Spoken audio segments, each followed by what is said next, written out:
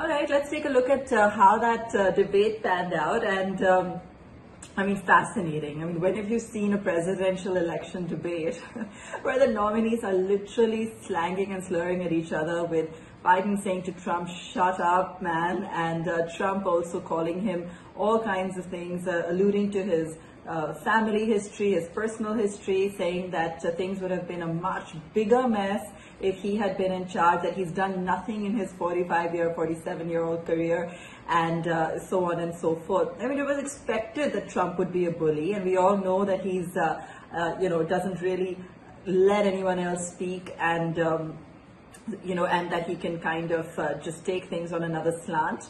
And so it really did go down like that, with the moderator also having very little say in the entire process. It ended up being less of a debate and more of a slanging match. And even the debate was centered around issues that were, I guess, are front and center at the moment. So less on economy. It was more primarily, of course, about the coronavirus, about healthcare. Biden alluding to the kind of numbers in the US, the death toll, and Trump's casualness about the entire pandemic. Trump saying that the vaccine is on its way, that things would have been worse if Biden was in charge. They talked about the nominee to the Supreme Court to replace RBG. And even there, of course, there are a lot of contentious issues. And, Biden really saying that it's important for the U.S. people to have a say in who gets elected, and, Trump rushing that nomination, of course. So that continued to play out. Racial injustice has been an issue, abortion laws, climate change, and these were, a few of the things that came up in the course of that debate. Markets pretty steady for the moment. They were flat ahead of the debate, but a lot of that, what was said or what was bandied about, was pretty much what the public already knows. So nothing new came out of it. Remember, this time it's going to be a mail-in ballot.